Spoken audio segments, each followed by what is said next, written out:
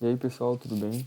Meu nome é João Matheus Mancabini, sou estudante de agronomia na Universidade Federal de Santa Catarina e hoje vou apresentar uma revisão bibliográfica sobre como um pequeno canteiro pode se desenvolver bem nos meses de julho e agosto, quando as temperaturas oscilam muito entre o frio e o calor, né? Principalmente aqui na região sul, na região litorânea, onde temos noites frias e dias quentes. É, Então, sabe quando chega aquele período do ano em que se você não estiver ciente de que dia que é, você não sabe em que estação do ano está? Pois então, é mais ou menos assim que funciona o clima nos meses de julho e agosto para a gente aqui na região sul, mais especificamente, mais especificamente na região litorânea. É meio que um limbo climático entre o inverno e a primavera. Isso acaba dificultando o crescimento de algumas plantas, né?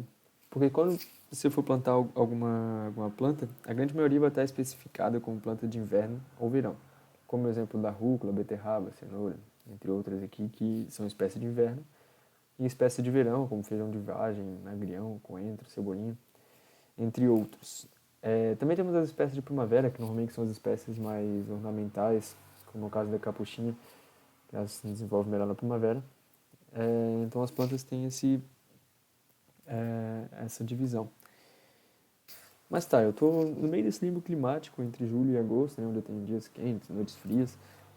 Então quais atitudes ou quais plantas posso utilizar para conseguir implantar um bom canteiro nessa época do ano? Bom, para começar, tudo que as plantas fazem durante o seu ciclo de vida são reações ao clima em que elas estão inseridas. Então, por exemplo, se ela estiver em épocas com clima mais favorável para o seu crescimento, a atividade delas vai aumentar, fazendo com que surjam novas folhas, flores e frutos. Mas caso contrário, se estiver em épocas com clima menos favorável, faz com que esse ritmo caia. Só que naturalmente as plantas possuem alguns mecanismos para se protegerem contra essas temperaturas desfavoráveis. É, por exemplo, para a condição de frio extremo, algumas plantas têm a capacidade de produzir hormônios que forçam uma maior produção de carboidratos, que assim elas ficam com uma reserva maior, as plantas ficam com uma reserva maior para o inverno. Outras plantas podem apresentar pelos nas folhas, que dificulta a formação de gelo, geada, né, se for o caso de muito frio mesmo. E algumas plantas também podem forçar a perda das próprias folhas, porque assim ela reduz a perda de calor e água, porque ela está reduzindo a fotossíntese. Aqui uma imagem de uma folha com pelos, né, para inibir a produção de geada. E aqui uma árvore que perdeu as folhas. Aqui, só como havia dito, né, podemos ver um exemplo de uma tabela com algumas hortaliças e suas respectivas melhores épocas de ano para o plantio. Isso quer dizer que nesses meses aqui, elas apresentam seu melhor desenvolvimento, como a ervilha de março a outubro, um período bem amplo. A mostarda, que é de abril a julho, né, é uma planta de inverno e tudo mais. Porém, nós temos uma das saídas para a gente burlar essa regra das épocas do ano. A gente pode optar por plantar plantas que a gente chama de plantas rústicas. Bom, o que são essas plantas rústicas? São plantas que suportam estresses ambientais, como mudança de temperatura, muita umidade ou pouca umidade, clima adverso, e elas aguentam com mais facilidade do que com as outras. A primeira planta rústica que a gente tem aqui, tem diversas plantas rústicas, vou dar só uns exemplos. A babosa, que ela é uma planta de sol pleno, ou seja, ela gosta de sol o dia todo, e ela é resistente a invernos rigorosos, e tem uma boa versatilidade climática, que ela pode ser plantada tanto no frio quanto no calor.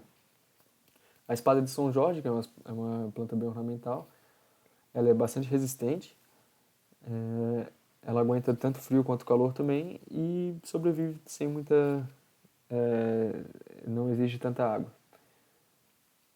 Agora a ameixa, né, que é uma espécie arbórea frutífera, ela é resistente ao calor e frio também, só que ela é um pouco sensível às geadas.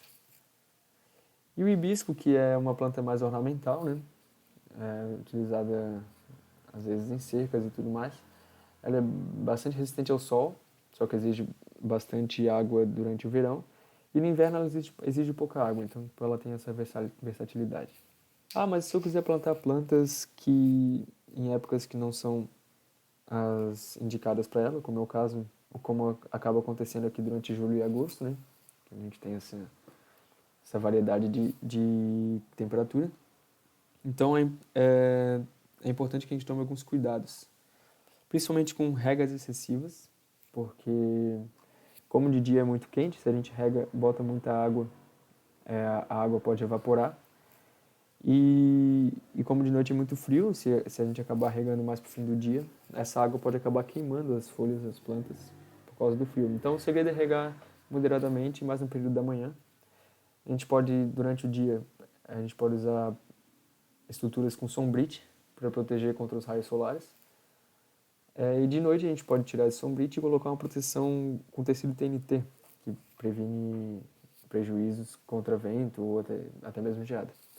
E também a cobertura morta, que ajuda muito a manter a umidade e calor durante a noite, que está frio. E de dia evita que o solo seque, que é uma imagem da estrutura com sombrite. E aqui a cobertura morta. Bom, também há estudos de plantas que são modificadas geneticamente para suportar mais essa variação climática e tudo mais. Ou seja, com maior resistência. Então também é uma alternativa que não é tão comum, mas que existe, que está presente no nosso meio. Bom, dessa forma, concluo que mesmo a gente estando em uma época do ano em que temos dias quentes e noites frias, há diversas alternativas para a gente poder plantar espécies que possuem época de plantio somente de inverno ou somente de verão.